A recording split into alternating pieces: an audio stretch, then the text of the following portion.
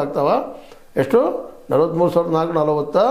ಅದರಾಗ ಗಾಯಾಳುಗಳು ಸತ್ತವರು 12,321. ಸತ್ತವ್ರು ಎಷ್ಟ್ರಿ? 12,321. ಮುಂದೆ ಗಾಯಾಳುಗಳು 52,991 ಗಾಯಾಳುಗಳು. ತಿಳಿಪೆಟ್ಕೊಂಡು ತಿರಿ ಹೊಡ್ಕೊಂಡು ಮತ್ತೇನೋ ಮಾಡಿಕೊಂಡು ಇವರು. ಆಮೇಲೆ 2024ರಾಗ 43,062 ಜನ ಅಪಘಾತಗಳಾಗ್ತಾವೆ, ಆಕ್ಸಿಡೆಂಟ್ಸ್ ಆಗ್ತಾವೆ. ಅದರ 12,380 ಜನ ಸಾಯ್ತಾರೆ. ಮುಂದೆ 52,991 ಜನ ಗಾಯಗಳಾಗ್ತಾರೆ. ಇನ್ನು 2025 ಅಕ್ಟೋಬರ್ ತನಕ 35,117 ಮಂದಿಗೆ ಇದು ಆಕ್ಸಿಡೆಂಟ್ ಆದರೆ ಅದ್ರಾಗ 9,302 ಇನ್ನೂ ಮುಗಿದಿಲ್ಲ ಬರಾಗ್ತಿದೆ. ಇದು 25 ಎಂಡಿಗೆ.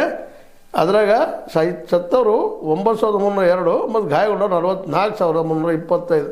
ಹಿಂಗೆ ಒಟ್ಟು ಏನಪ್ಪ ಅಂತಂದ್ರೆ ಇದ್ರೊಳಗೆ ಆಕ್ಸಿಡೆಂಟ್ ಆಗಿದ್ದು 1,96,026, ಸಾವಿನ ಸಂಖ್ಯೆ 55,753, ಮತ್ತು ಗಾಯಾಳುಗಳು 2,32,771. ಇದಾಗಿ ಒತ್ತು ಅಂತ ಹೇಳ್ತಾ ಇದ್ದೀನಪ್ಪ ಅಂದ್ರೆ ಇಷ್ಟು ಸಾವುಗಳು ಏನು ಪ್ರತಿ ವರ್ಷ 10,000 ಮೇಲ್ಪಟ್ಟು ಜನ ಸಾಯ್ತಾ ಇದ್ದಾರೆ ಆಕ್ಸಿಡೆಂಟಾಗಿ.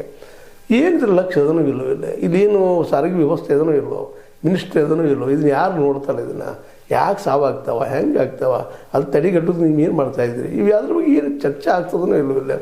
ಇದು ಸರ್ಕಾರ ಅದನ್ನು ಇಲ್ಲೋ ಅನ್ನುವಂಥದ್ದು. ಬರೀ ನಾವು ಎದ್ದ ತಕ್ಷಣ ನೋಡ್ತೀವಿ ಅಂದ್ರೆ ಡಿಗ್ರಿ ಎಲ್ಲಿ ಹೋದ್ರು ಸಿದ್ದರಾಮಯ್ಯರು ಸೀಟ್ ಹಿಡ್ಕೊಂಡರು, ಅವ್ರು ಕುರ್ಚಿ ಬಿಡವಲ್ರು, ಇವು ಕುರ್ಚಿ ಹಿಡ್ಕೊಂಡ್ರು. ಇದು ಸುದ್ದಿ ಕೇಳ್ತಾ ಇತ್ತು. ಇದ್ರ ಬಗ್ಗೆ ಯಾರು ನೋಡ್ರಿ?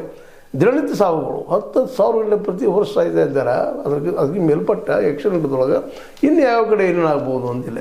ಇದಕ್ಕೆ ಕಾರಣ ಏನಪ್ಪ ಅಂತಂದ್ರೆ ನಮ್ಮ ನಿರ್ಲಕ್ಷ್ಯತನ ಆಗಿರ್ಬೋದು. ನಮ್ಮ ಸರ್ಕಾರಗಳ ಬರೀ ದುಡ್ಡು ಹೊಡ್ಕೊಳ್ಳೋದು ಅಷ್ಟೇ. ಏನೋ ಪರ್ಮಿಷನ್ ಕೊಟ್ಬಿಡೋದು, ಹೊಡ್ಕೊಂಡು ಹೋಗ್ರಪ್ಪ ಗಾಡಿ ಎಲ್ಲಿ ಬೀಳೋಗ್ರು ಅಂತೇಳಿ. ಎಂಥದ್ದು ಡ್ರೈವರ್ಗಳು ಪರ್ಮಿಷನ್ ಕೊಡೋದು, ಗಾಡಿ ಸರಿಯಾಗಿ ಹೊಡ್ಯಾಕೆ ಬರ್ದಾರು ಕೊಡೋದು,